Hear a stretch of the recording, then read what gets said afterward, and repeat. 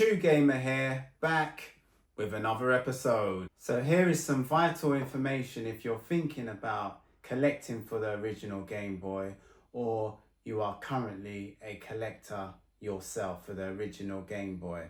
And one of the things that you will need to know is how to detect the reproduction boxes from the original boxes. So these three at the back are the original Game Boy boxes, and on the front there I've got two repro boxes. And as a collector, it's very vital to know how to identify which is the real boxes and which ones are the fake, especially if you're going for CIB and you want everything authentic. But as for me, certain times if I've got a loose cartridge and I've got the manual and I need a box, I don't mind having a reproduction box. As you can see, I've got the reproduction boxes for these two, but I don't really mind having the reproduction box because it still makes it look neat on the shelf for me. Preferably do want the original boxes, but if it's too hard to get or too expensive, I will settle for the repro. But ideally, I would always like the original in my collection. So the major giveaway with these fake boxes is the bottom of the cases. Now, as you see here, these have little side flaps, which is not inside kind of molded in together with the rest of the bottom of the cardboard. You have to kind of like clip it in like this in order for you to kind of hide it.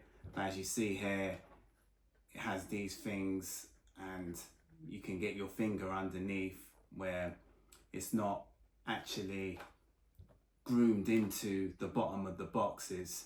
So that is a huge red flag if you see these flaps hanging out like this and it wants you to hide it manually.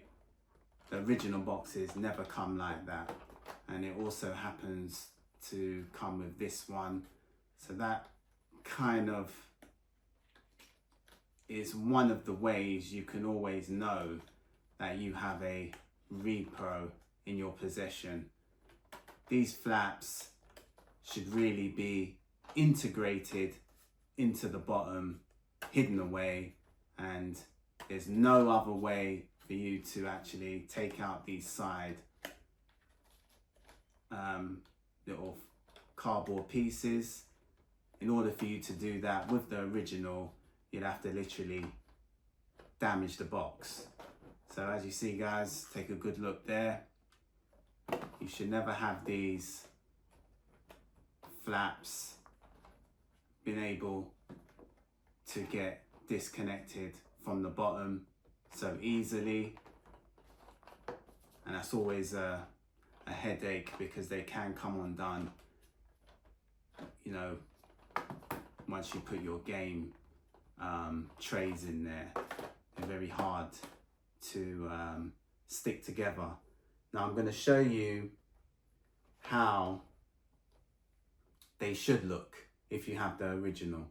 So this is the original Game Boy box, no repo involved in this. And as you see there, guys, the authentic game boxes will always look like this at the bottom. And I'll show you another one, Best of Karate, same look. And this is a carbon copy of all the rest of the boxes. So one more time, you can't even take it apart. It has no flappy side bits here.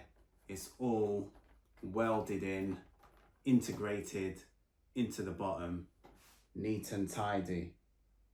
As you see, once again, this is the original Game Boy box.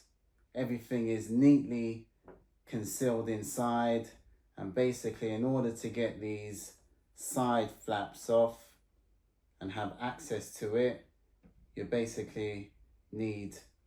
will need to damage the box. Now there is another way where you can also identify the real from the fake, and it's simply by texture. Now these repros have got a hard cardboard, really, really solid feel to it, really rough and hard. Yeah, simple as that. They all come like that, with a hard cardboard design, unlike the original. The original is really a soft cardboard. Yeah, very soft compared to this hard cardboard which it's made out of.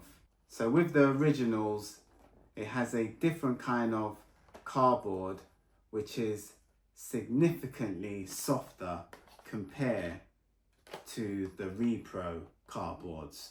So that is another way you can always tell. Just give it a feel with your hands and see how soft the boxes are. But yeah, that's one of my ways you can identify which is the original from the fake Game Boy cases. So if you're interested in collecting, or you are a collector at this present moment, just keep them two things in mind and it should steer you in the right direction. Okay guys, if you like the video, give me a thumbs up. Even better, subscribe. Till next time, see ya.